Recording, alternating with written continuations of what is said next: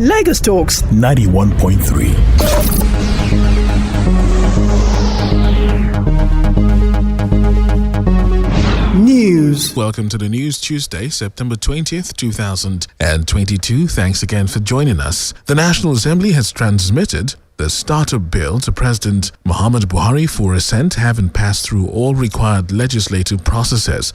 The startup bill 2021 will provide for the creation and development of enabling environment for technology-enabled startups in the country.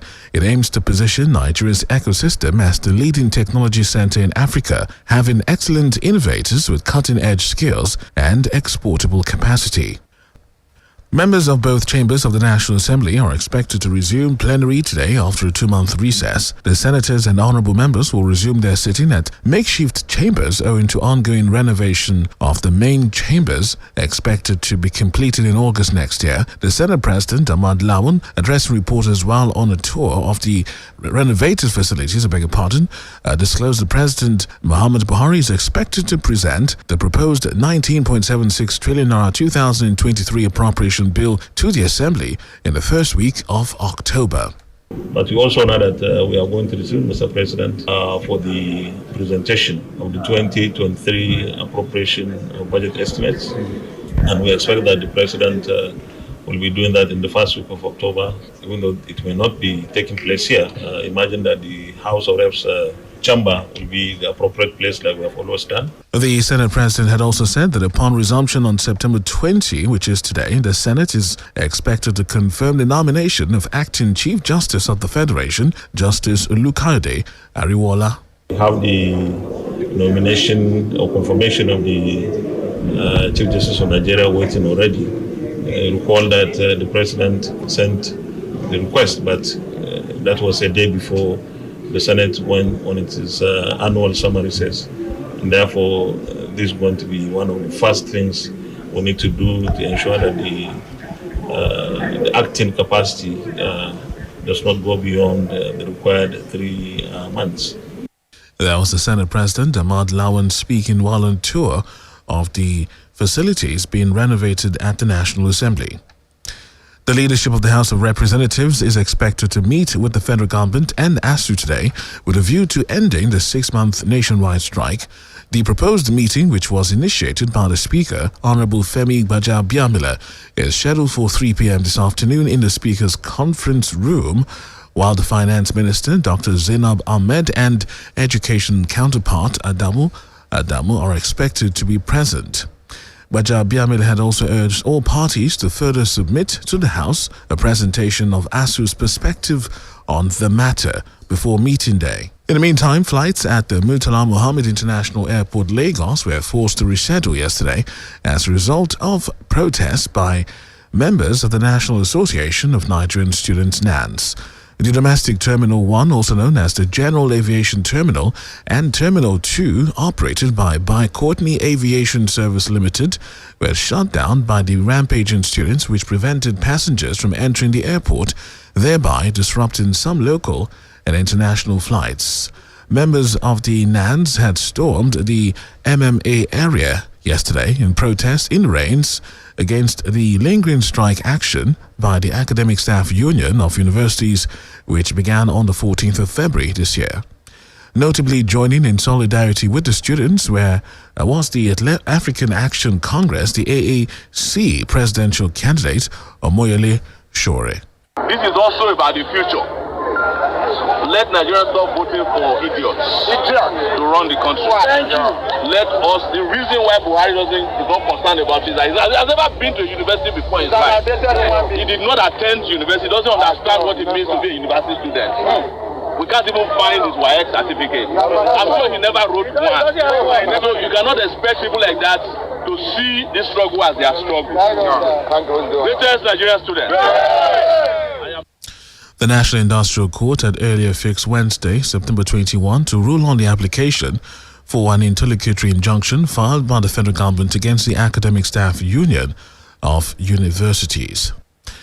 The Nigeria Police Force Public Relations Officer, Olumuyiwa Adejobi, has restated the commitment of the force to respecting human rights and not condoning discipline.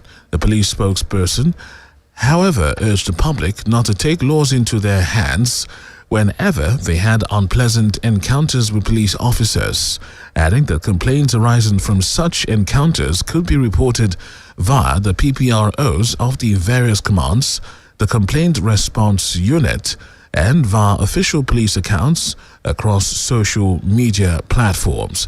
This was as he stated that a part of his recent tweet concerning a viral incident on social media, was misrepresented and urged well-meaning members of the public to disregard the malicious publications.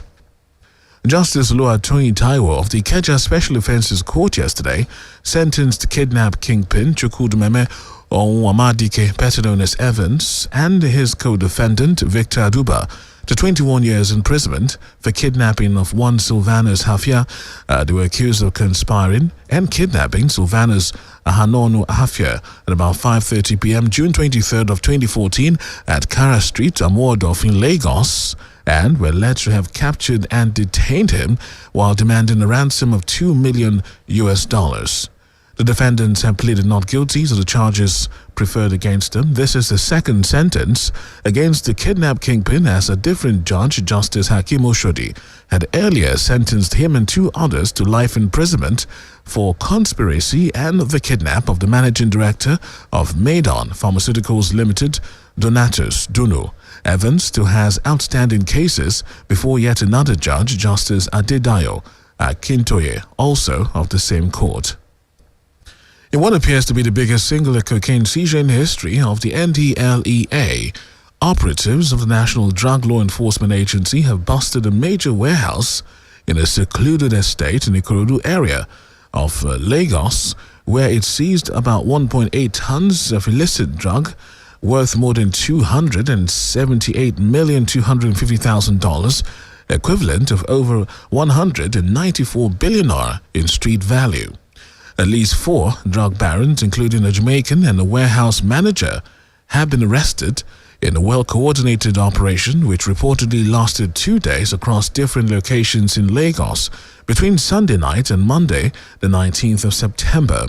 According to a statement signed by Babafemi, Director, Media at the NDLEA, the group are all members of an international drug syndicate which the agency had been on its trail since 2018. Preliminary investigations revealed that the Class A drugs, stored in 10 travel bags and 13 drums, were warehoused in a residential estate in Ikorodu, from where the cartel were trying to sell to buyers in Europe, Asia, and other parts of the world. The Lagos State Traffic Management Authority, LASMA, yesterday said it impounded 40 illegally parked trailers, trucks, and tankers under flyovers between the Costain and Igomu area of the state. LASMA General Manager Bolaji Oreagba said the enforcement operations were carried out immediately after the expiration of a 7-day removal order served on the owners of the trucks. The agency said the owners and drivers of the impounded vehicles would be charged to court accordingly, while the exercise will be continuous and be extended to other parts of the state in order to checkmate criminal activities. You're checking out the biggest stories this Tuesday morning. We look outside the country now, where Queen Elizabeth's coffin has been lowered into the royal vault in St. George's Chapel in the grounds of Windsor Castle. During the committal service, the crown jewels were taken from it and the ceremonial wand of office broken and put in their place. Earlier, huge crowds had lined the route taken by the state hearse as it made its way from London to Windsor, with flowers thrown in its path. The morning state funeral service was held at Westminster Abbey, the building in which the Queen was married and crowned. During his sermon, the Archbishop of Canterbury said the late Queen had touched a multitude of lives during her 70-year reign. Also making the rounds this morning, U.S. President Joe Biden has declared the pandemic over in the U.S., even as the number of Americans who have died from COVID continues to rise. Biden said that while the U.S. still have a problem, the situation is rapidly improving. Statistics show that over 400 Americans on average are dying from the virus each day. Head of the World Health Organization last week said that the end of the pandemic is in sight. However, administration officials told U.S. media on Monday that the comments did not signal a change in policy and there were no plans to lift the ongoing COVID-19 public health emergency. To date, more than 1 million Americans have died with the coronavirus disease. It's straight to business news. The Nigerian Immigration Service has revealed that the service is now empowered to defend its efforts and encourage humane, orderly, and safe migrants to deal decisively with the migrant smugglers across the country. The Controller General of Immigration, CGI, Issa Jere Idris, represented by ACG Abdullahi Usman, who made a disclosure at a workshop for PROs on communication strategy for the fight against irregular migration, said the service has not lost sight of the social-cultural factors promoting the phenomenon. With this development, the service is now empowered to deepen its efforts and encourage humane, orderly, and safe migration, but also to deal decisively with migrant smugglers anywhere they are caught in the country. While intensifying these onslaughts against SOM, the service has not lost sight of the social, cultural factors promoting the phenomenon. As a social issue, it is difficult to confront singly through legislation. Hence, it becomes necessary to also employ the tools of mobilization and sensitization to spray the evil of SOM to the public. We have continued to place viable social mobilization tools in the form of advocacy and enlightenment campaign in this direction. It is on this premise that I find this workshop very apt and timely.